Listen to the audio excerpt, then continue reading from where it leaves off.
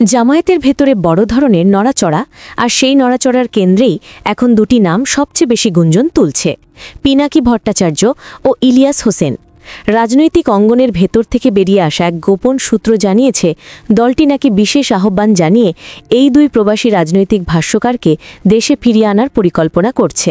শুধু ফিরে আসাই নয়, ভবিষ্যতের রাজনৈতিক ছকে তাদের গুরুত্বপূর্ণ দায়িত্ব বা মনোনয়নের মতো বিষয়ও বিবেচনায় রাখা হচ্ছে বলে দাবি সূত্রটির। আর এতেই উত্তপ্ত হয়ে উঠেছে পুরো রাজনৈতিক মহল। কারণ প্রশ্ন এখন একটি, জামায়াত ঠিক কী খেলাটি খেলতে যাচ্ছে? দেশের রাজনীতিতে বিদ্যমান নেতৃত্ব সংকট, অভ্যন্তরীণ টানাপোড়েন এবং অস্পষ্ট ভবিষ্যতের মধ্যে জামায়াতে ইসলামী নাকি এবার সম্পূর্ণ নতুন ধরনের পরিকল্পনা সাজাচ্ছে। তাদের ধারণা, আগের মতো প্রচলিত রাজনৈতিক মুখ দিয়ে আর বিজয় সম্ভব নয়। দরকার নতুন ধরনের নেতৃত্ব, যারা দেশের বাইরে থেকেও জনমতের প্রবাহ তৈরি করতে পারে, যারা তথ্য বিশ্লেষণ, কূটনীতি ও ডিজিটাল যোগাযোগে পারদর্শী। আর সেই লক্ষ্যেই নাকি পিনাকি ইলিয়াসের মতো প্রভাবশালী ব্যক্তিত্বদের দিকে নজর দিয়েছে দলটি। দুটি মানুষ, দুটি আলাদা স্টাইল, কিন্তু দুজনের ক্ষেত্রেই একটি মিল আছে। দেশের রাজনীতিতে তাদের প্রভাব এখনও বিস্ময়করভাবে শক্তিশালী। কেউ তাদের কথা সমর্থন করে, কেউ করেন না, কিন্তু তাদের বিশ্লেষণ, বক্তব্য আর অনুসারী তৈরি করার ক্ষমতা অস্বীকার করার উপায় নেই। আর তাই যদি তারা সত্যিই দেশে ফিরতে সম্মত হন, তাহলে রাজনৈতিক শক্তির সমীকরণ কত বড়ভাবে বদলে যেতে পারে তা এখনই আলোচনা শুরু হয়ে গেছে।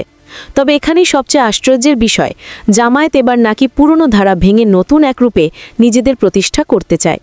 শুধু ধর্মভিত্তিক দৃষ্টিভঙ্গি নয়, বরং কারিগরি দক্ষতা, কৌশলগত নেতৃত্ব এবং জনমতের গভীর বিশ্লেষণের ওপর ভিত্তি করে ভবিষ্যতের ক্ষমতার লড়াইয়ে নামতে চায় দলটি। অভ্যন্তরীণভাবে প্রশাসনিক টিম, আন্তর্জাতিক যোগাযোগ, নীতি পরিকল্পনা সব মিলিয়ে এক নতুন ব্লুপ্রিন্ট তৈরি হচ্ছে বলেও আলোচনায় আছে। আর এই জায়গায় পিনাকি ও ইলিয়াসের মতো নাম যুক্ত হলে পুরো দেশের রাজনৈতিক মানচিত্রই ভিন্ন রূপ নিতে পারে। এদিকে দেশের বড় বড় রাজনৈতিক দলগুলোও নাকি এই খবর শুনে শঙ্কিত। কারণ যদি প্রবাসে বসে তাদের জনপ্রিয়তা এতটা শক্তিশালী হয়, তাহলে দেশে ফিরে তারা কেমন প্রভাব তৈরি করবে তা নিয়ে অনেকে হিসেব কষতে ব্যস্ত।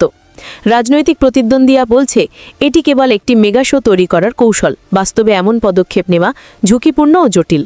কিন্তু সমর্থকরা মনে করছেন, দেশের পরিবর্তিত পরিস্থিতিতে নতুন মুখী পারে নতুন পথ তৈরি করতে। আর সেটাই এখন সবচেয়ে বড় প্রশ্ন, জামায়াত কি আসলেই ভবিষ্যৎ ক্ষমতার জন্য একটা নতুন নেতৃত্ব কাঠামো তৈরি করছে, নাকি এটি কেবল আলোড়ন তুলতে ছোড়া একটি রাজনৈতিক বল? বাংলাদেশের রাজনৈতিক অঙ্গন এক অস্থির পর্যায়ে দাঁড়িয়ে। নেতৃত্বহীনতা, জনমতের পরিবর্তন, ডিজিটাল যুগের নতুন প্রভাব সব মিলিয়ে রাজনীতির মঞ্চ পুরোপুরি বদলে যাচ্ছে।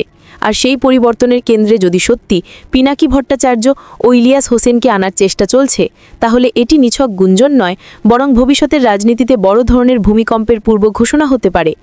এখন দেখার বিষয়, এই আলোচনা শুধু হাওয়ায় মিলিয়ে যাবে নাকি সত্যিই সামনে এসে দাঁড়াবে বাংলাদেশের নতুন রাজনৈতিক চেহারা।